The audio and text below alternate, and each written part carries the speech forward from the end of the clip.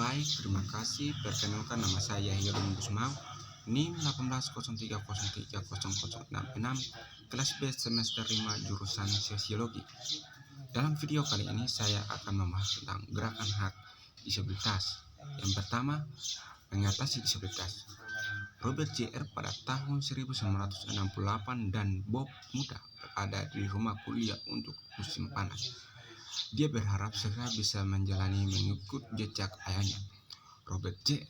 adalah seorang ahli listrik dan anggota Serikat Pekerja di Avon Valley, India. Musim panas itu, Serikat Pekerja mensponsori program khusus yang memungkinkan pria muda bekerja sebagai magang dengan mereka ayah atau ahli listrik profesional lainnya.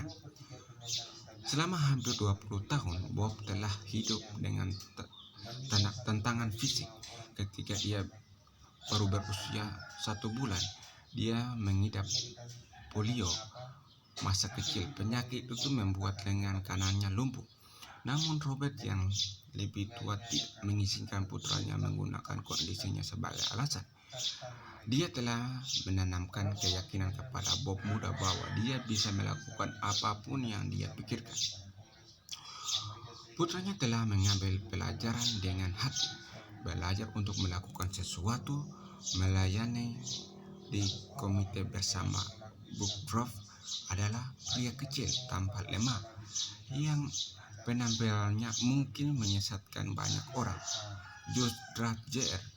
juga telah tertular polio pada tahun yang sama dengan Woodruff. Penyakit itu membuat kakinya lumpuh, jadi dia pakai kursi roda.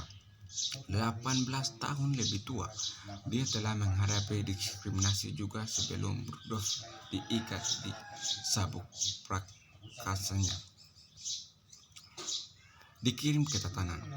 Dalam beberapa kasus, cedera atau penyakit meningkatkan seseorang dengan peranan berubah karena polio mengubah hidup Woodruff.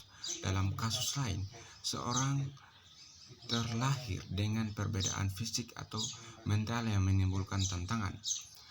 Kehidupan di koloni sangat keras, sulit bahkan bagi orang tanpa cacat untuk bertahan hidup. Tetapi mereka yang berjalan dengan pincang, kehilangan satu lengan, atau tidak dapat mendengar dengan baik, mungkin masih bisa melakukan kerja keras yang diperlukan untuk hidup di perbatasan Amerika. Sejak awal, penjajahan melakukan undang-undang untuk melindungi penyandang disabilitas. Sebuah undang-undang disahkan pada tahun 1636 untuk memenuhi kebutuhan mereka yang tidak lagi berbadan sehat. Itu berlaku untuk semua pria yang menjadikan layanan militer untuk koloni. Namun, pada awalnya hanya ada sedikit lembaga yang menyediakan perawatan bagi masyarakat. Untuk memenuhi undang-undang semacam itu, perlu untuk menahan seseorang dengan gangguan mental di dalam ruangan terkunci atau bahkan di penjara untuk melindungi mereka. Beberapa komunitas mulanya mendirikan lembaga pada tahun 1700-an. Benjamin Franklin mendirikan rumah sakit Pennsylvania pada tahun 1751, termasuk fasilitas untuk mengobati penyakit mental. Tetapi pengobatan tidak selalu tercapai pada tahun 1756. Petugas rumah sakit meningkat pasien kedinginan ruang bawah tanah. Rumah sakit mengenakan biaya bagi orang-orang yang datang untuk menyaksikan pasien berolahraga di halaman untuk membuat para pejuang enggan. 3. Bangkit disabilitas lembaga. Tahun 1860-an, orang-orang dari Amerika Serikat pergi berperan dengan satu sama lain.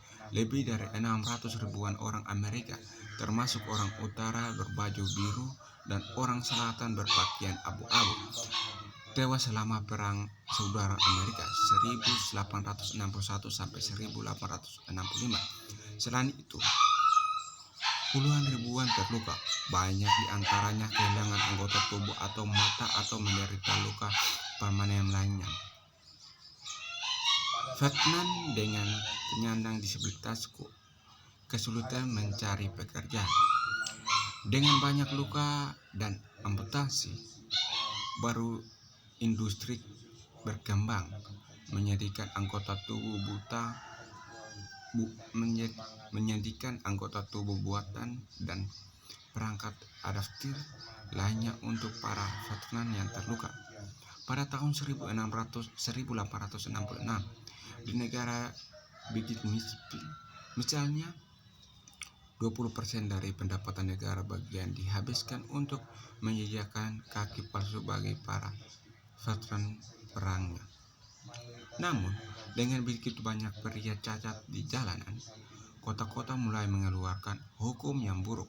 Undang-undang tersebut melarang siapapun yang sakit, cacat, mutilasi, atau cacat pada apapun sehingga menjadi objek yang tidak dapat dipandang atau menjijik. Agar tidak terlihat di jalanan kota. Yang pertama, perubahan lembaga. Selama setengah abad setelah Perang Saudara, sekolah untuk turun raguan,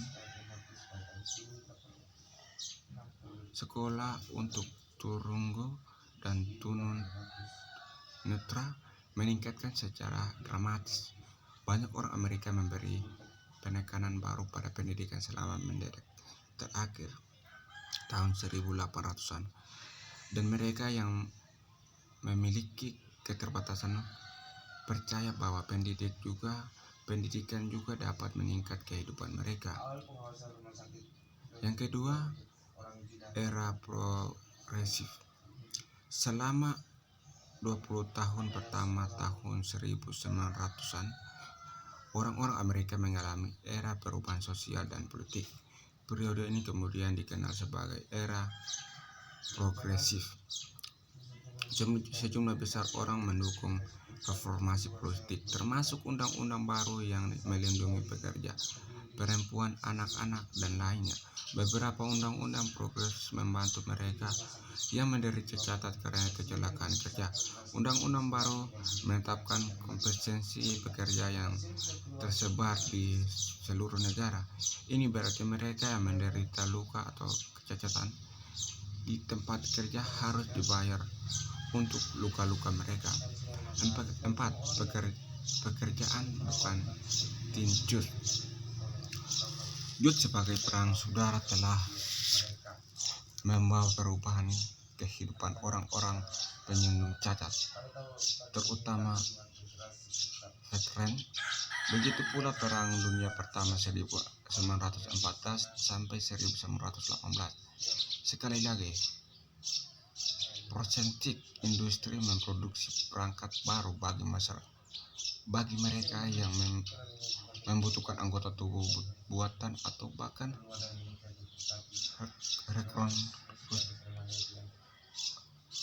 rekonstruksi wajah. Seperti setelah Perang Saudara, banyak orang Amerika dipaksa untuk memandang penyandang disabilitas secara berbeda. Para veteran Perang Dunia Pertama menyandang disabilitas diperlukan dengan lebih hormat karena mereka telah terluka melayani negara mereka. Pakar rehabilitasi menyerukan program untuk memberikan penelitian kejuruan bagi para veteran. Undang-Undang Pertahanan Nasional tahun 2016, Undang-Undang SIM tahun 1917, dan Undang-Undang SIM, Undang-Undang Rehabilitasi Veteran siaran tahun 2018, semuanya menciptakan program penelitian kejuruan. Yang pertama, tantangan atas dasar depresi besar. Pada bulan Oktober 1929, pasar saham jatuh, menyebabkan ekonomi negara jatuh bebas ke dalam depresi berat. Pengangguran mencapai titik tertinggi sepanjang tahun 1930-an. Bahkan ketika orang Amerika berujung melalui depresi hebat, para penyandang disabilitas di negara tersebut membuat kemajuan lebih lanjut. Kesepakatan baru Roosevelt dan Kongres dengan cacat membentuk sejumlah badan federal baru, masing-masing menargetkan masalahnya yang terkait dengan depresi besar. Ada program bantuan baru yang menyedihkan dan bagi keluarga yang membutuhkan. Crops Konversi Spill membantu para pemuda untuk bekerja tanah federal, membangun jalan, gedung taman, dan infrastruktur lainnya. 3. Hukum baru bagi pendukung orang penyakit. Selama sebagian besar tahun 1930-an, pemerintah federal tidak mengambil langkah serius untuk menyediakan kesempatan kerja bagi para penyandang disabilitas, tetapi undang-undang disahkan untuk memberi mereka keamanan. Pada Januari 1935, dalam pidatonya di depan Kongres, undang-undang baru untuk menyediakan berbagai kelompok orang Amerika, termasuk warga negara lebih tua, anak-anak miskin, dan mereka yang cacat fisik. 5. Poli peran dan tampilan baru. Para penyanyi poli termasuk dalam setiap kelas dan kelompok sosial di negara ini. Banyak yang muncul dari pengalaman menggunakan kursi roda, kruk, atau penyangga kaki. Orang Amerika tidak lagi dapat melihat ke arah lain. Era baru aktivisme segera berangkat.